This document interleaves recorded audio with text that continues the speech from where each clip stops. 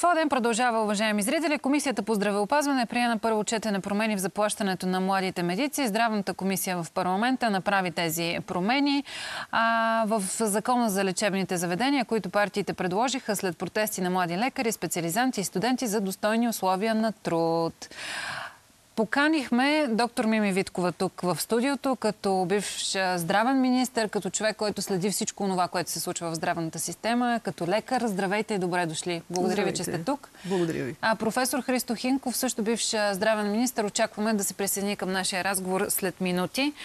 Доктор Виткова, след всичко, което се изприказва по темата, виждаме от едната страна младите медици, от другата страна виждаме народните представители, от трета страна виждаме лечебните заведения, където пък сега започват проверки по отношение на средства, клинични пътеки и така нататък. Какъв е извода? Откъде трябва да тръгнем? Аз мисля, че първо трябва да спрем. Да направим анализ какво се случи в последните 20 и няколко години в здравната система, защото се опитваме да решаваме проблемите на парче, но това не е ефективно решение. И виждаме, че проблемите се натрупват, сгъстяват и решения няма, включително, доколкото можах да се здобия с информация, вчера и здравната комисия по отношение за плащането на работещите в здравната система не е намерила единно решение. Така че тепърва предстои в зала да се дебатират тези проблеми, защото и сега слушах предавания по радиото. Синдикатите отново твърдят, че ако не се намери решение септември месец, ще има ефективни стачни действия в системата, там където позволяват нещата. И явно този търговски статут и този търговски уклон в здравната система създаде всичките тези недоразумения и противоречия. По отношение на заплащането, диспропорциите са колосални. Всичките лечебни заведения и конкретно болниците, защото за тях говорим, са търговски дружества. И в тези търговски дружества, тъй като ни убеждаваха многократно, че те ще решат проблемите и на работещите в системата, и на болните, ние виждаме какво се случва. 2 пъти повече е увеличен броя на хоспитализациите, на приетите в болница, в сравнение с периода преди въвеждане на осигурителната система. Това е ярко доказателство, че системата работи на празни обороти, въпреки че болничните легла са заети около 50%. Тоест ние натворихме страшно много болници, които въртят празни обороти, за да си докарват доходи. Вътре заплатите са колосално различни. От 1000 лева показаха тези фишове колегите, които протестират, специализантите, до 40-50 хиляди лева. Явно търговските дружества не могат да решат тези проблеми. В същото време аз се опасявам от това какъв ще е резултата в онези болници най-вече, които нямат достатъчно доходи. Това са общинските болници.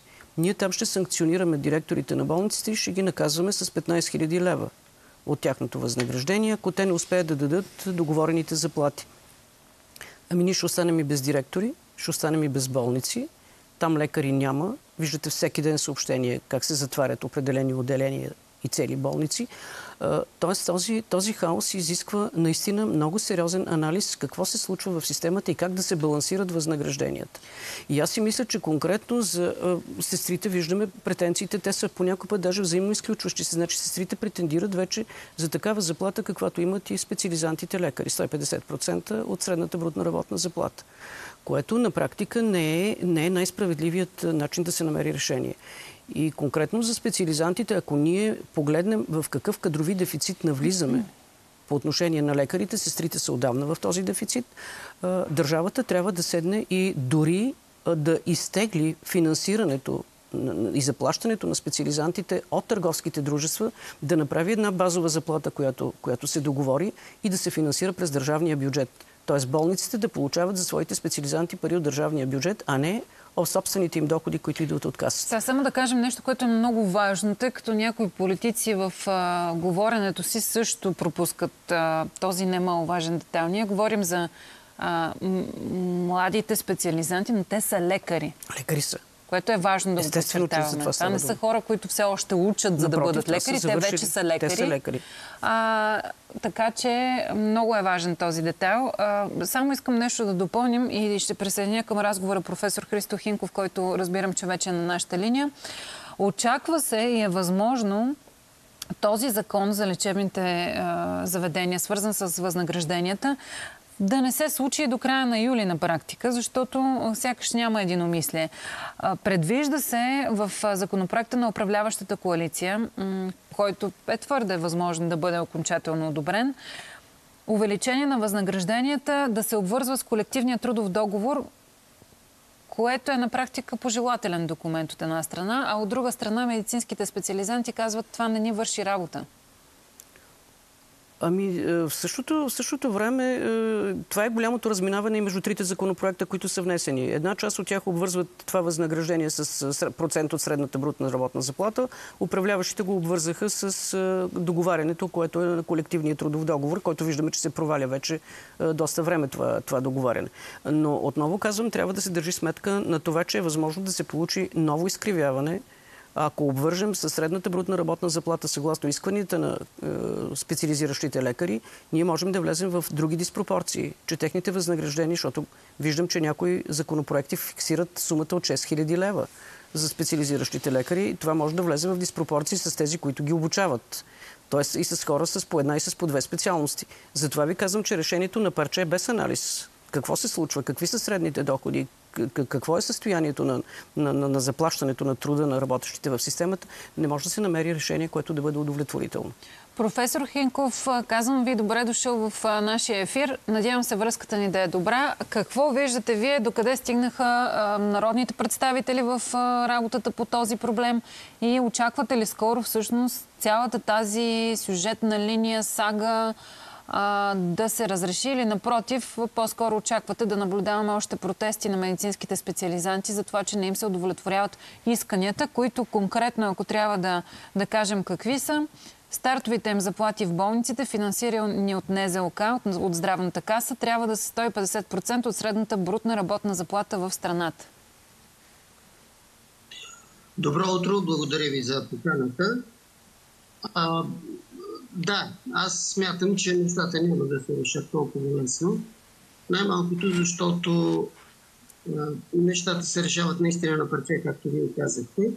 Освен това, не се има предвид цялата система на финансиране на здравната система в България, която е основа основно на финансирането през здравната каса. Мисленето на това, че държавата трябва да се включва по някакъв начин с бюджет, който да гарантира определени заплати, забележете, а не доходи, защото ние казахме, че това са лекари, а не специализанти, не са някаква особена категория. Това винаги да се реши този възел проблем. На първо място искам да кажа, че такова решение с обвързващо с колективния трудов договор е изключително според мен, защото не се знае този колективен трудов договор с кой синдикат е. Освен това, членството в синдиката не е задължително, така че това не може да бъде законова норма. Това е доста пожелателен момент и не мисля, че той ще се сработи. Има ли според вас, извинявайте, че ви прекъсвам, има ли според вас решение?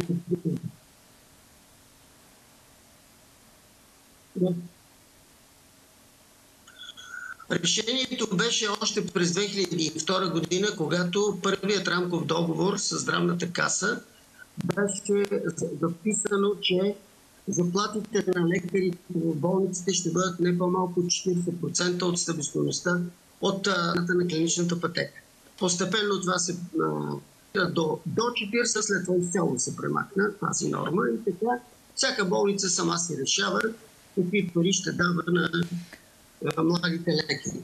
Имайте предвид, че ако се направи едно изследване и се види в частните болници специализантите доволни ли са, участват ли в тези протести или не, и се сравни с държавните болници, ще се види ясно, че всъщност интересът на една частна болница да има специализанти, които да останат да работят след това в болницата, е много по-голям, отколкото този в държавната. Добре.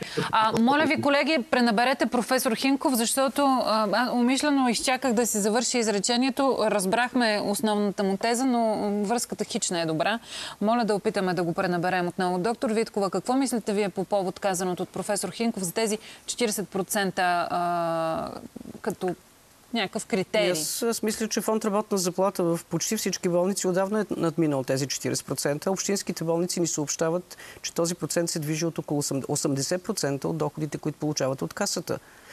Тоест, отново състоянието на финансиране на болниците е толкова различно, че не можем да разчитаме, че ако се фиксират 40%, ние ще решим проблемите. В същото време аз съм съгласна с професор Хинков, че примерно в частните болници имат по-голями възможности да финансират по-добре специализиращите лекари. Трябва да си зададем въпроса защо това е така. Аз затова казвам, че са необходими анализи. Трябва да видим, след като и частните и държавните получават пари от едно и също място, основните им възнаграждения идват от касата, защо в частните болници има по-голями доходи? Как се случва това нещо? От пациентите ли са? По-добре ли се управляват? Този анализ ни липсва, за да можем да решим въпроса. В същото време не трябва да забравяме, че основните места за специализация на младите кадри, това са държавните и университетските структури. Тоест ние признаваме, че там, където би трябвало да е добрата наука и развитието на кадрите, ние нямаме финансови възможности да ги обучаваме тези хора. Така че грубите критерии 40% и това ще реши проблема и защо в частните имат по-голям интерес, имат по-голями финансови възможности. Аз нямам отговор на въпроса защо частните болници имат по-голями финансови възможности. Това някой трябва да ни го обясни и да разберем защо. Защото ако се установи, че примерно в частните болници от тези 45-48% от парите, които се вземат от пациентите, отива по-голямия дял в тях, отново трябва да отговорим въпроса защо има неравнопоставеност между обществените лечебни заведения и частните. Тоест, необходими ни анализа да можем да направим верни решения. Без това говорим твърде наедро и твърде възможно да сгрешим. Чужа се, понеже на няколко пъти споменахте търговски дружества. Добре, на кое друго търговско дружество? Ето, на вашето търговско дружество. Някой може ли да разпореди какви да бъдат възнагражденията вътре? Как така със закон ще разпореждаме на търговските дружества какви да бъдат възнагражденията? Значи, основният проблем е... Ако обаче се ползва такъв държавен ресурс, прощавайте, че ви прекъсвам, като средства, като пари, които здравната каса дава, срещу изпълнение на конкретни действия. Хубаво въпросът е това, тъй като ние ги оставихме да бъдат обикновени търговски дружества, да работят за печалба. Въпросът е, виждайки какво се случва в здравната система, ние ще продължаваме ли това? И съответно, аз съм любопитна да видя една европейска страна, в която цялата здравна система е съставена от сбор от търговски субекти. Някой да ми покаже такава здравна система. Как функционират болничните заведения навън? В други навсякъде има проблеми. Няма страна, в която здравната система... Тоест няма някакъв модел, който можем да почерпим? Всяка страна е моделирала. Има грубото разделение, вече намаляха доста бюджетните системи, предимно са осигурителните системи, някъде са с частно застраховане. Въпросът е, че всяка страна прави тези анализи, вижда къде са и проблемите и търси решения. Докато ние 20 толкова години, пак ви казвам, ние нямаме един анализ, който да ни показва къде са проблемите и какво се случва в системата. Припламват непрекъснато проблеми с протести и с всякакви други действия, но ние продължаваме да ги решаваме на парче. Ето и сега съм напълно съгласна, че твърде възможно е да се проточи това решение на възнагражденията в тия летни месеци, да дойде септември месец, пак да има протести, пак да се сетим за тях, че от кога заплатите на медицинските сестри са проблем. Ние дочакахме броя на медицинските сестри да стане наполовина от необходимия и тогава се сещаме пак да говорим за тяхното възнаграждение. Ние ги държахме години наред, ги държахме на минимални работни заплати. Разбира се, и този уклон сега, пък заплатите им да бъдат колкото на лекарите, и това не е вярно. Затова държавата трябва наистина и с парламент, и с Министерство на здравеопазването да ни кажат какво се случва в тази система и какво смятат да направят. Не може от избори на избори и от протест на протест ние да се сещаме, че има проблеми в системата. Буквално след 2 минути очаквам доктор Александър Симечев, който по-настоящем е депутат от Продължаваме промяната Демократична България, заместник-председател на Комисията по здравеопазване. Веднага след него с доктор Десислав Тасков, който пък е депутат от БСП Обединена левица, също член на Здравната комисия. Ще говорим за това какво се случва и какви са им намеренията по отношение на всичко това, за което говорим с вас. На финала на нашия разговор, извън казуса с възнагражденията на медицинските специализанти, научихме, че няколко държавни институции, включително ДАНС, влизат на проверки в болниците.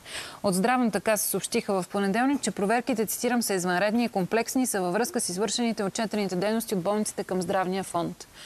Очаквате ли нещо да научим? Очаквате ли това да бъде някаква стъпка в промяна на, знам ли, финансиране, начин на финансиране, начин като модел на функциониране на болниците? Ами вижте, това е поредното доказателство на това, че държавата е абдикирала от текущите си задължения към здравната система. Може ли с такива извънредни проверки ние да контролираме разходите в лечебните заведения? Конкретно за болниците говорим. Касата досега не знае ли какво се случва в болниците? Не знае ли как се отчитат? Тя не прави ли такива проверки, за да стигнем до такава ситуация, където преразхода на средствата да застрашава въобще бюджета на здравната каса? В същото време с решението, което съда взе, да има заплащане на лимитната дейност, т.е. че ти имаш ограничен бюджет. От друга страна, непрекъснато разкриваш все нови и нови болнични легла, които са вече значително по-високи като брой болнични легла на глава от население, отколкото средно в Европа. Значи ние разширяваме плацдарма, на който трябва да финансираме тази дейност.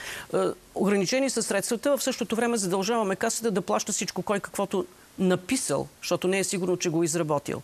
И сега съм любопитна да видя от тази акция, защото това е акция и нищо друго, значи ако има регулярни проверки, ако има драстични санкции, съответно ще има и ред в системата. Това е доказателство, че ред в системата няма. В момента има сериозен пробив, който изведнъж са го видяли и управляващите, и работещите в здравната каса, и сега ДАНС ще дойде да решава проблемите на контрола в работата на лечебните заведения, което е един абсурд. Благодаря ви, доктор Виткова, за това, че гостувахте при нас. Изпращам ви наживо от студиото, защото нямаме реклама и директно ще отидем в кулоарите на парламента. Благодаря ви. До нови срещи. Надявам се следващия път, като се видим, да имаме стъпка напред.